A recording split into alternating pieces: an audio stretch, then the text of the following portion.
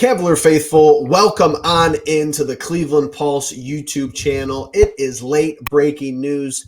Kenny Atkinson hired as the next head coach for your Cleveland Cavaliers. Officially official from Woj today and other sources. Haven't heard anything from the team officially, but it's a formality at this point.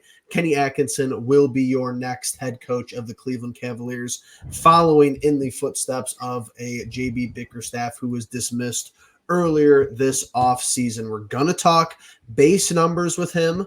We're going to talk outlines and philosophies, but I want to start with initial early reactions.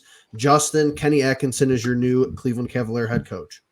Yeah, I like that you get two, your GM and your coach are now both KA, so it's pretty funny there. We almost had JB 2.0. Yeah, no, very long and I think drawn out process here by the Cavs. I think it took a lot longer than a lot of us would have liked, but at the end of the day, you come out with I think the first name that was ever mentioned for the Cavs once JB was fired.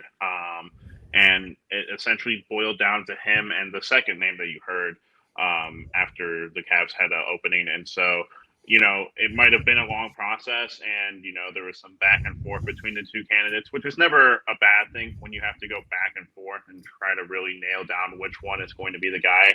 I think there's probably a lot of good reasoning behind Kenny Atkinson over Borrego. But again, I think it was one of those things where you were always under the impression that one of those guys is 1A and the other one is 1B. So, we'll see what goes on there, but a lot of good things coming out of the Atkinson camp. Obviously, his time in Brooklyn, where he did get, votes for Coach of the Year for taking him to the playoffs that year. And, spending some time on the championship Warriors team that had Steph Curry, Klay Thompson, and Jordan Poole taking an absurd amount of shots together. So again, another thing to just kind of be able to look at and kind of assess what might be coming over with him. So yeah, I like it. I think it was between him and Borrego, and I don't think you'd go very wrong with either one. I think when you talk about the timeline, it's really just a complication of how many parties were truly involved here. Not that it's a bad thing, not that it's a good thing, just that it was the reality of the situation. You have a front office who it's not their first head coaching search. It's not Kobe Altman's, first hire as the general manager. He's had some experience doing this. You hear reports that Dan Gilbert is heavily involved. You feel like it's an inflection point for this franchise. He's going to be giving his input ultimately as the owner. And then you have Donovan Mitchell, who, he's still under contract, but we have to, kind of iron out the deals of his extension. We want to keep him pleased in that same thought process. Logan, we've talked a little bit off air here. We've talked a little bit via text this offseason. This was kind of our preferred candidate. I'll say that out loud. That was my thought process from the beginning. Atkinson wouldn't have been too upset with Borrego, but at the end of the day, it is Kenny Atkinson getting the hire for the Cleveland Cavaliers. What are your thoughts? Yeah, I saw a tweet earlier today that told me all I need to know. With Brooklyn, Kenny Atkinson did a lot with a little. JB Bickerstaff did a little with a lot. And I think Atkinson is going to have the tools at his disposal this time to make things work. We talked last year. How many times, Jeffrey, did you and I text each other saying, what is this offense? Literally. I think Atkinson, especially coming from a Golden State program where it's all about body movement, Klay Thompson's constantly moving, and anytime you can get a guy that's been in the mind, he gets pieces of what Steve Kerr is doing as a head coach, and you can bring that over to Cleveland. I think that's a great thing. I think we're going to see an offense next year rejuvenated. We're going to see more body movement. I won't even say we were bad at sharing the basketball. There would just be long lapses where it felt like it was Donovan, make a shot or bust, And I think coming in next year, I think with a guy like Atkinson with an offensive mind that he has, the motion he has with an offense, and he had that before he went to Golden State. I'll add that too. That Brooklyn team, D'Angelo Russell, it was a throw to the post and then actually run down the middle of the paint. It wasn't space out over here and ISO. We're constantly moving. We're getting the best shot available. And that's a big thing for me. I mentioned Atkinson was my guy. I thought Borrego, I just think it was a little risky with him. Yeah, he's got a great offensive mind. He comes from the Spurs earlier in his career. But what he did with Charlotte, it turned a lot of people off to him. And to me, I thought that people talked about lateral moves all the time. I thought Borrego would have been more of a lateral move. Do I think it would look better offensively? Sure. But the biggest thing, ultimately, you got to be a coach that's for the team. And I know Borrego had a lot of issues with LaMelo Ball. Now, LaMelo Ball is a personality. Let's not get it twisted, But at the end of the day, we have some personalities in this team. We have a big star, Donovan Mitchell. We're trying to keep happy. We're trying to get on the books and be a part of this future with the Cavaliers. You need a guy that, one, is going to be a guy that your star can get along with, and two, a guy that's also going to call out that star while keeping the culture right. I think Atkinson, having that tough-minded background that he comes from with a tough-minded team like Brooklyn, that's a Brooklyn team that had no business being in the playoffs. They were just more physical than you. They just outran you. They out-hustled you. They were quick. They were fast. They were shooting lots of shots, getting as many shots, good shots. That's why I think Atkinson can add a whole lot to this Cavalier team. It's definitely a name that's not sexy. I mentioned that last week. It doesn't have to be sexy. It doesn't have to be cool and cute or whatever. I just think it has to be right. And Justin and Jeffrey mentioned the timeline, how long it took. Fact of the matter is, how quickly did we hire John Beeline? I don't know how quick it was, to be quite frank, but it felt like one of those moves where we were like, oh, that's a surprise. Didn't even really hear his name floated around. What I love and what I can really get behind is the fact that we heard the candidates. They had their trials. They had their auditions and their interviews and all that jazz. And at the end of the day, through the whole process, we wound up with one of the names that were rumored. And I think that's always a good thing. That means you did your homework. That means you did the proper things. And I think as a front office and the Cavaliers, I'm going to say and reluctantly say I think they got this right. Time will obviously tell come October, but I'm liking Atkinson taking over the wine and gold. Oh, yeah. The commentary about this hire 12 months from now should be interesting to, it'll be interesting to look back on a video like this and just see who was right, who was wrong, and just what the general expectations were, which we'll talk about throughout the rest of this offseason, of course. But I want to talk a little bit of just some baseline knowledge here, but almost painting a picture. So let's just look at Atkinson. 7 years as an assistant before getting that first head coaching gig. Spent 4 years with the Knicks and then 3 years after that with the Hawks. Then you see, almost 4 full seasons. He gets 62 games in that final season with Brooklyn. But the season everybody talks about that, Logan, even you referenced, your 2018-2019 team, 42-40, and they make the playoffs. They lose in 5 games, but what had me thinking, what did that 2018-2019 roster look like? I'm well aware that the Cavalier faithful will remember that team had Jarrett Allen and it had Karis LeVert, which doesn't hurt when you're looking for a future head coach and someone who's already coached some of these guys who you're going to be taking over the roster with is your assumption. Let's go and look at the totality of that roster, and there is not a lot here. There's really not. I mean, a young Jarrett Allen, Damari Carroll, Crabbe, Ed Davis, our good buddy Ed Davis, Spencer Dinwiddie, a bunch of guys who don't really. It's a mishmash of random players. It doesn't really look like a playoff D'Angelo team. Russell, you obviously. have D'Angelo Russell, but LeVert, Rondé House Jefferson, I'm almost certain had a pretty good year that year. Old buddy Joe Harris, not a star-studded lineup of guys. So definitely interesting to kind of see, like what you said, Logan, did a lot with a little, and just to see how that translates to this roster that he's stepping into now. On paper, a much, much more talented roster. Couple more pieces of information here. I want to look at his stat muse, just his averages for the games that he's coached. So yes, he has 118 to 189 record in his coaching career, but I'm more interested in this down here. 108 points per game. Keep going. You could just read it for yourself here. What really, really enticed me looking at this is this is a guy who coached 16-17, 17-18, 18-19, 19-20. So going into this season, he will not have been a head coach for 4 years. In his average, those 4 years, he attempted his Brooklyn teams attempted 35.23 points a game, 3-pointers a game. 4 years ago, the Cleveland Cavaliers of last year attempted 36.8 3-pointers in the 2023-2024 season. So that's only 1.6 threes more. 4 years after the evolution of the three has been focused and more highlighted every single year. A lot of interesting little tidbits there. Does anybody have anything to go off of that? I actually have one more thing I just thought about at the top of my head right now. Think about a guy like Mike Brown, Sure. right? I think overall, a lot can argue early in his career, a lot of his success was due to LeBron James. A lot of people, and I'm not saying it's us, I'm not saying that's Cleveland, but a lot of people said Mike Brown's success is due to LeBron James. And, he goes off and goes to the Lakers, fails miserably. They start like 0-6, whatever it is. They fire him immediately. Mike Brown finds a little spot in Golden State, becomes an assistant under Steve Kerr, goes over to Sacramento and gives them more playoff success than they've had in, 2 decades almost, since 02, the Vlade Divac days, and Mike Bibby and Peja Stojakovic, those types of names and characters. I think a lot is said for the fact that he comes from the Golden State Warriors. Our old friends in Golden State. Yeah, Sure. I agree. I get it, but I think a lot can be said. I think a guy like Atkinson showed that he could do it 1 year. And at the end of the day, those 3 seasons, he got better exponentially those 3 seasons before having a little under 500 season in the final campaign. But he goes to Golden State. He gets under Steve Kerr. He wins a championship. He learns little things, bits and pieces. Wait a minute. Did he win a championship or has he been there for 2 years? I can't remember now. Who? Not that it matters. He's playing with a championship pedigree team. Okay. Right. He won the Plain and championship with 22. Steph actually won his 20. finals MVP. Yeah.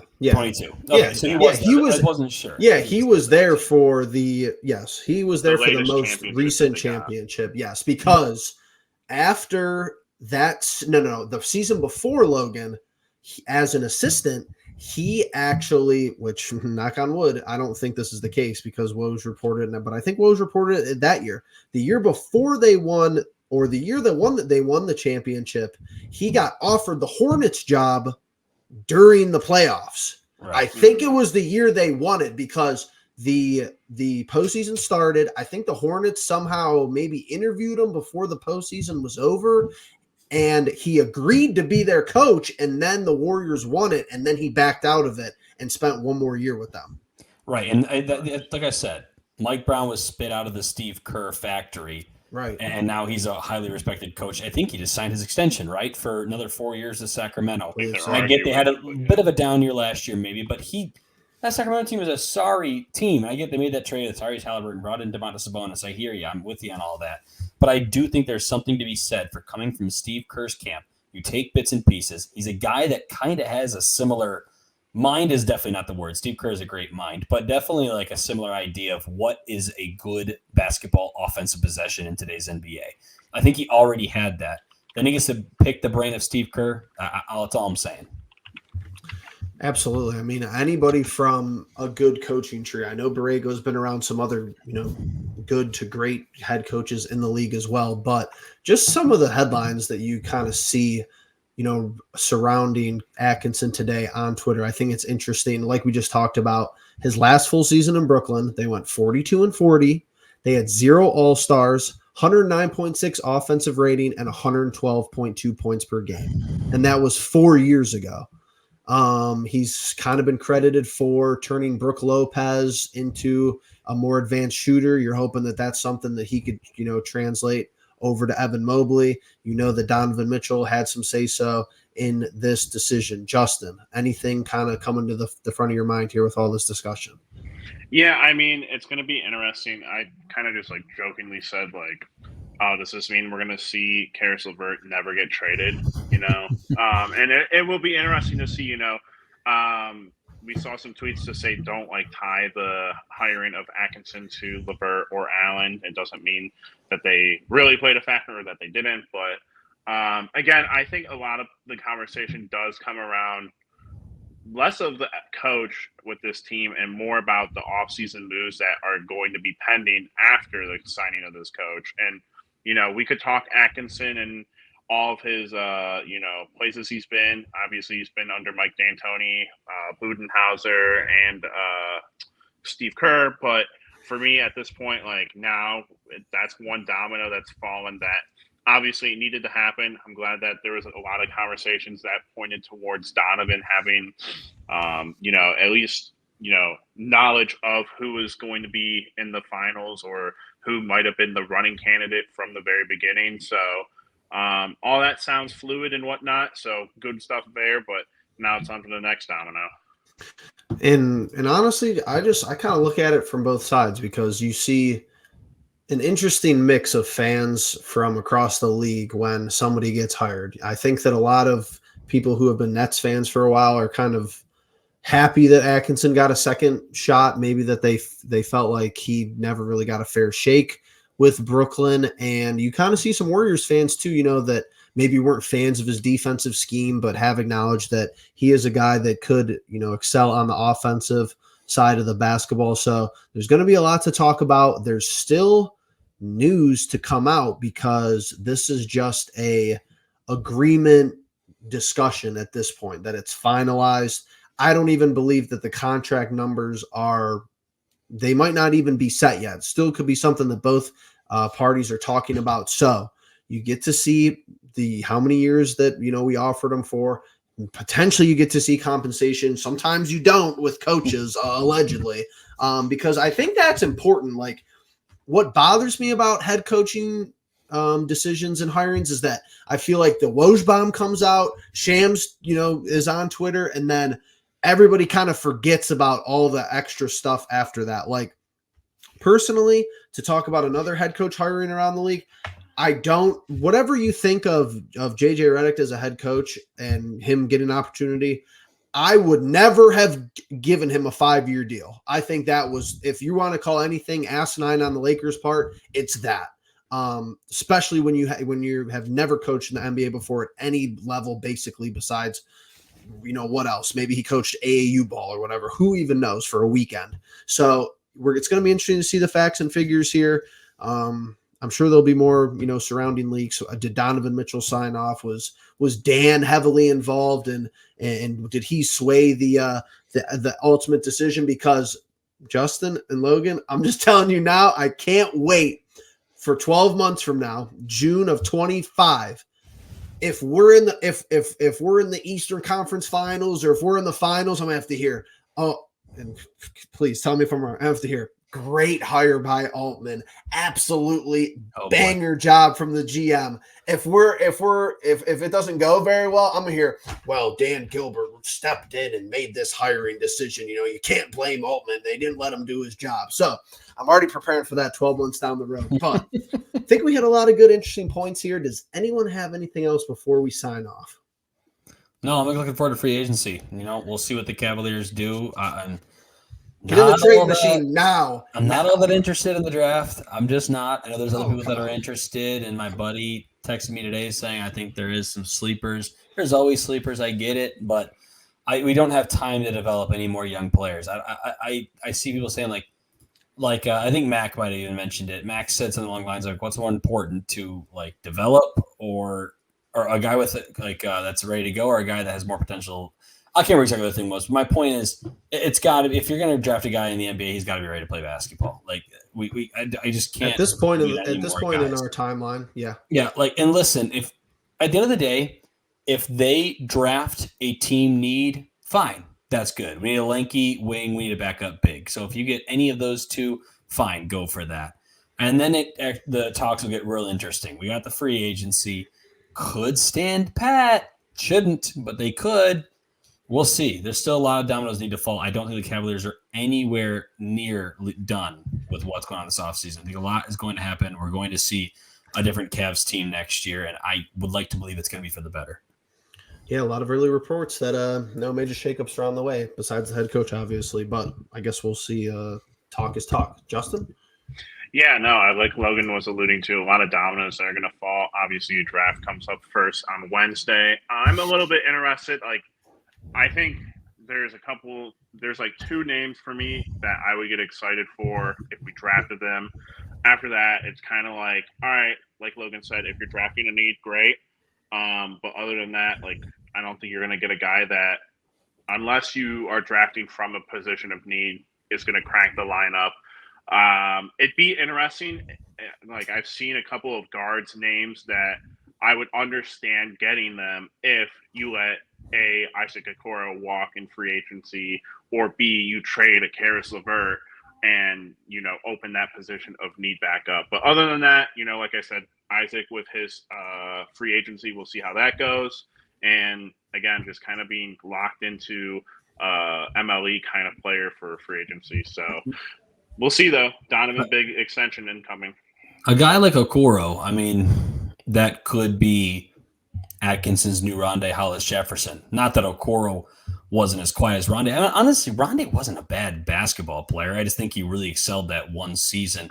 I think Atkinson needs to instill toughness in a lot of these guys. Go after rebounds, crash the boards, get your 5 to 6 rebounds. Justin Hampers on all the time, believe us. Like, he's totally right. We need guys, high pace, high energy, high volume of shots. I think we're going to get that from Atkinson. I think a lot of guys who are still finding their way or still have one or two things holding them back from being a regular, like, consistent presence on the court, I think Atkinson has the ability to get that. We hear all about his development. Apparently, he's very good developing young talent. I can't wait for him to turn Dean Wade into the next Joe Harris. That'd be so killer. That's probably, he's probably already thinking about it right now. That'd be so killer. I mean, shoot, if he could increase Mobley's 3-point percentage by 5 or 7%, I mean, we probably increase by 5 to 7 wins, Jeffrey. Oh, absolutely. I think that changes the complexion of the roster. But that's the Cavs Encapsulated crew. Off-season mode, lots to come. Donovan extension, free agents, trades, you never know. But the head coaching situation has been solved. We appreciate you guys hanging in there to the end of the video.